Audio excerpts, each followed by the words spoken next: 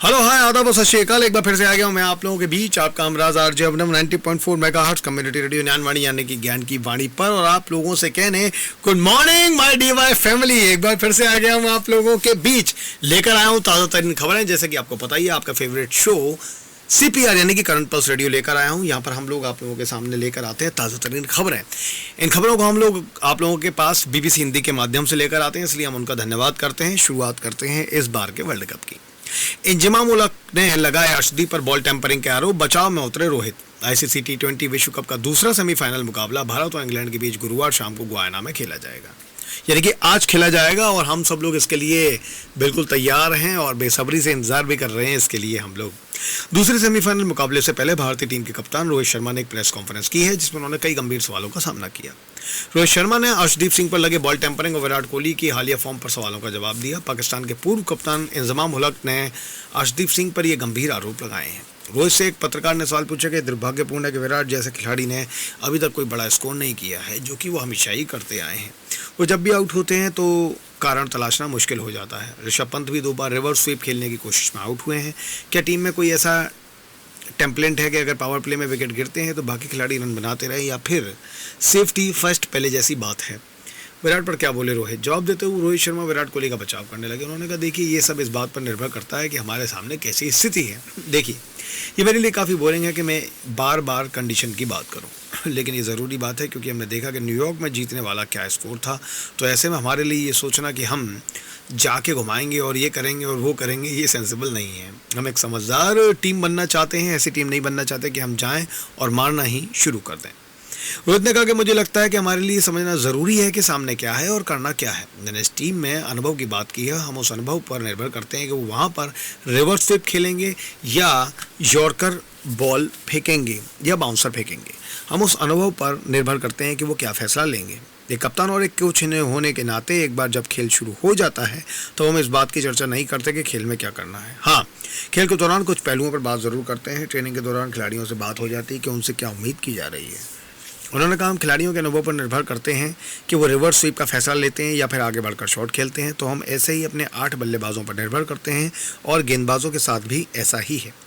क्या अर्शदीप सिंह ने की बॉल टेम्परिंग?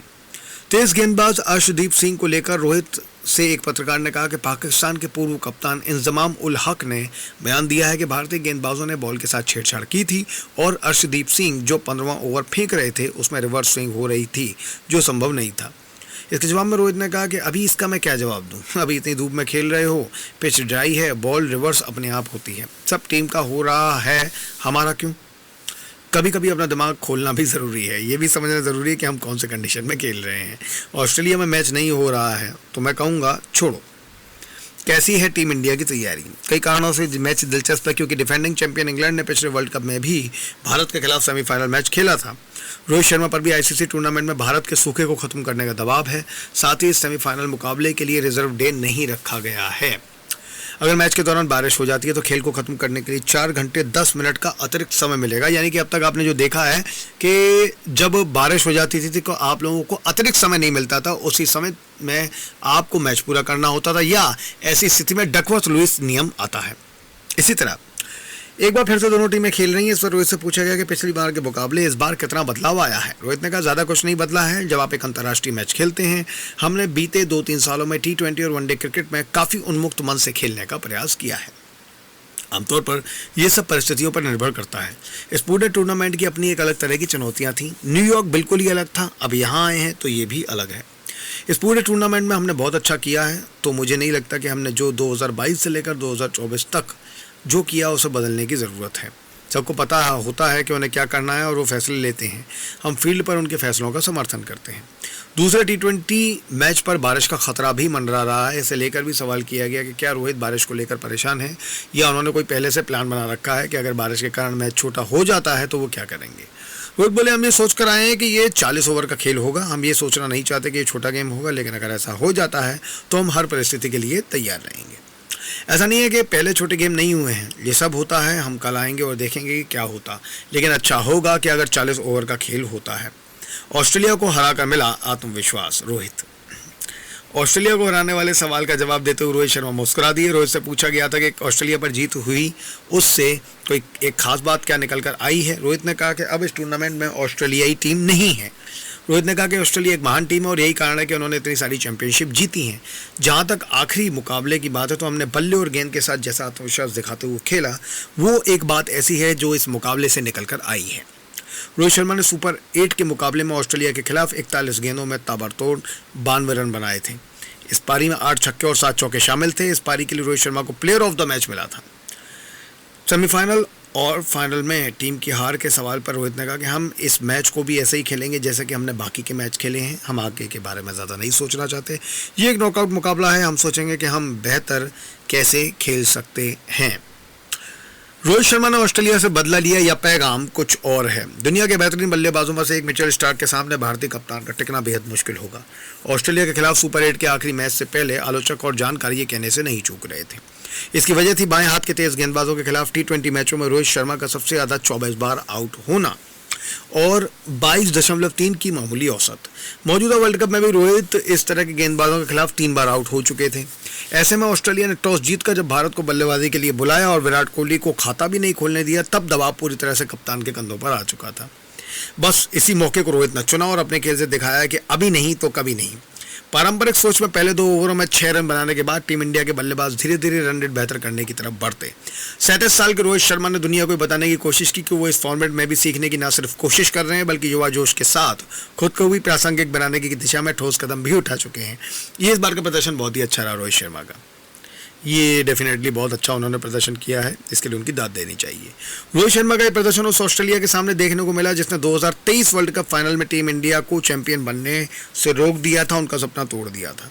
ऐसा काउंटर अटैक देखा है भारतीय क्रिकेट इतिहास में। T20 फॉर्मेट के इस कत्लेआम वाले अंदाज का काउंटर अटैक शायद ही इससे पहले कभी देखा गया होगा। दुनिया के सबसे प्रभावशाली गेंदबाजों में से एक मिचेल स्टार्क को रोहित ने एक ही ओवर में 4 छक्कों के साथ 29 रन ठोक दिए थे।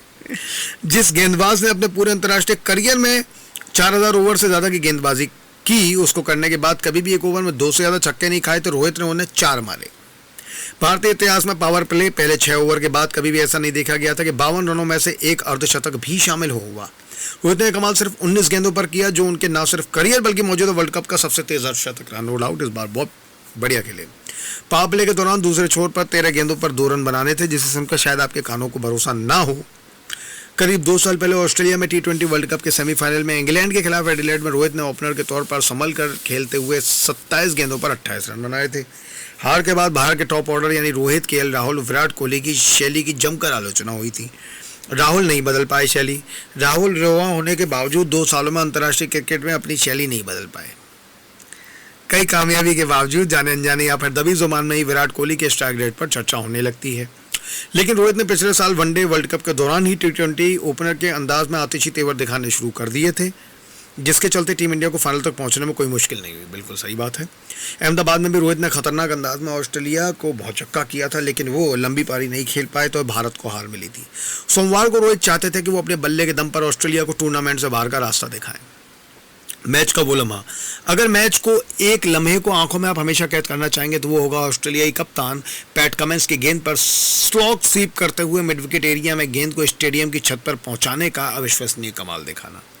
ये मत भूलिएगा कि इस मैच से पहले कमिंस लगातार 2 हैट्रिक लेकर आ रहे थे। रोहित भले ही 8 रनों के चलते अपने करियर के शायद एक बेहद यादगार शतक बनाने से चूके, लेकिन उन्हें इसका तनिक भी मलाल नहीं रहा होगा। जब तक रोहित क्रीज पर थे, टीम इंडिया ने 10 चौके और 10 छक्के लगाए। जब वो आउट हो गए तो इसके बाद चौके छक्कों की संख्या मिलकर भी 10 नहीं हो पाई। ये दिखाता है कि रोहित न सिर्फ खुद बेहद कमाल का खेल रहे थे, बल्कि साझेदारी में अपने साथियों से भी दिलेरी वाले अंदाज में बल्लेबाजी करवा रहे थे। इतनी बेहतरीन पारी के बावजूद टीम इंडिया इस मुकाबले को हार जाती अगर कुलदीप यादव ने 4 ओवर में सिर्फ 24 रन खर्च कर 2 कीमती विकेट मिचेल मार्श और ग्लेन मैक्सवेल हासिल नहीं किए होते। कुलदीप को साथ मिला कसी हुई गेंदबाजी करने वाले अक्षर पटेल के, जिन्होंने 3 ओवर में सिर्फ 21 रन देते हुए खतरनाक मार्कस स्टोइनिस को चलता किया। कुलदीप और पटेल की जोड़ी को एक साथ गेंदबाजी के लिए रोहित शर्मा जब लेकर आए जब टीम पर दबाव था, सबसे ज़्यादा था। रोहित का तुरुप का इक्का 206 रनों के लक्ष्य का पीछा करते हुए बिना घबराए कंगारुओं में 11 ओवर में 116 रन सिर्फ 2 विकेट के नुकसान पर बना लिए थे। मैक्सवेल, रविंद्र जडेजा जैसे अनुभवी को 1 ओवर में 3 छक्के लगाकर उन्हें आक्रमण से बाहर करवा चुके थे।